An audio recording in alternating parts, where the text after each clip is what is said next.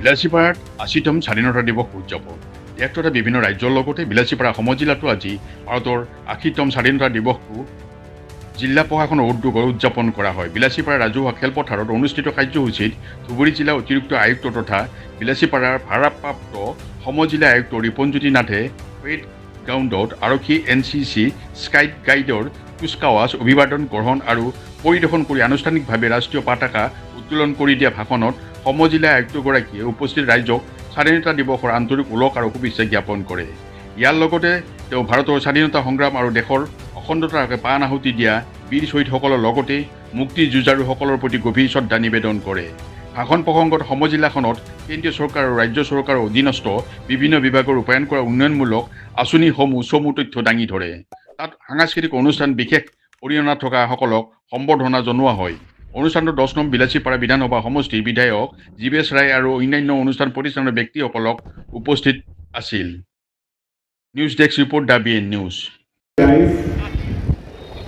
আজি ভাৰতৰ ৮০তম স্বাধীনতা দিৱসৰ এই পবিত্ৰ ঐতিহাসিক ক্ষণত ত্ৰিৰংগা পতাকাৰ তলত সমবেত হোৱা মোৰ শ্ৰদ্ধাৰ 10 নং বিলাসীপাৰা সমষ্টিৰ বিধায়ক ডাঙৰীয়া, মোৰ নমস্য জ্যেষ্ঠ নাগৰিকসকল, বিভিন্ন শিক্ষানুষ্ঠানৰ শ্ৰদ্ধেয় শিক্ষাগুৰুসকল, মৰমৰ ছাত্ৰ ছাত্ৰীসকল, সাংবাদিক বন্ধুসকল, কৰ্তব্যপৰায়ণ স্বাস্থ্য কৰ্মীসকল, বিভিন্ন চৰকাৰী বিভাগৰ নিষ্ঠাবান বিষয়া কৰ্মচাৰীসকল আৰু বিলাসীপাৰাৰ সৰ্বসাধাৰণ ৰাইজ, আটাইৰে প্ৰতি মই মোৰ আন্তৰিক ওলগ আৰু শুভেচ্ছা জ্ঞাপন কৰিলোঁ।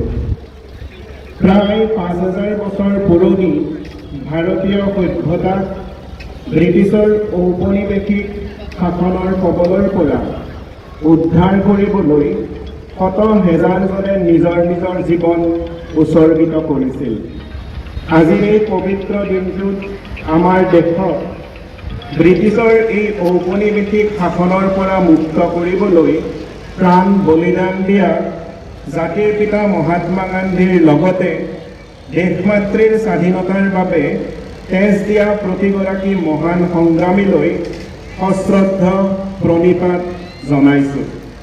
অহিংসাৰ পথেৰে গান্ধীজীৰ নেতৃত্বত ভাৰতবাসীয়ে ব্ৰিটিছ উপনিৱেশবাদৰ শিকলি ছিগি ওলাই আহিবলৈ সক্ষম হৈছিল।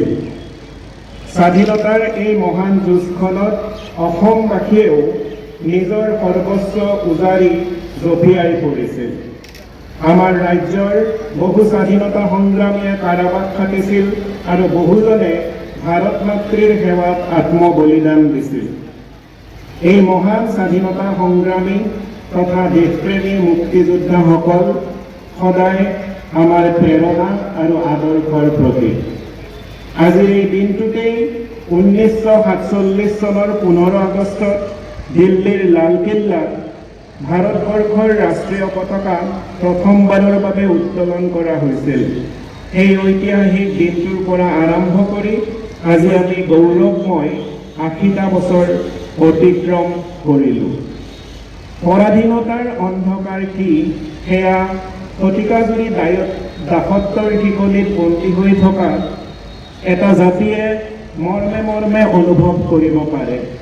আমাৰ পূৰ্বজসকলে দশক দশক ধৰি চলোৱা নিৰবিচ্ছিন্ন সংগ্ৰাম আৰু অসীম কষ্টৰ বিনিময়তহে আমি ব্ৰিটিছ শাসনৰ গোলামীৰ পৰা মুক্ত হ'বলৈ সক্ষম হৈছিলোঁ।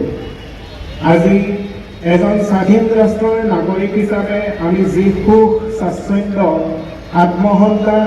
আত্মসন্মান তথা নিৰাপত্তা লাভ কৰিছোঁ সেয়া আমাৰ মহান বীৰ যোদ্ধাসকলৰেই মহান উপহাৰ। ব্ৰিটিছৰ 200 বছৰীয়া শোষণে জৰ্জৰিত কৰা আমাৰ এই দেশখনক পুনৰ মূৰ দাঙি তুলি ধৰাটো আছিল আমাৰ ডাঙৰ প্ৰত্যাহ্বান।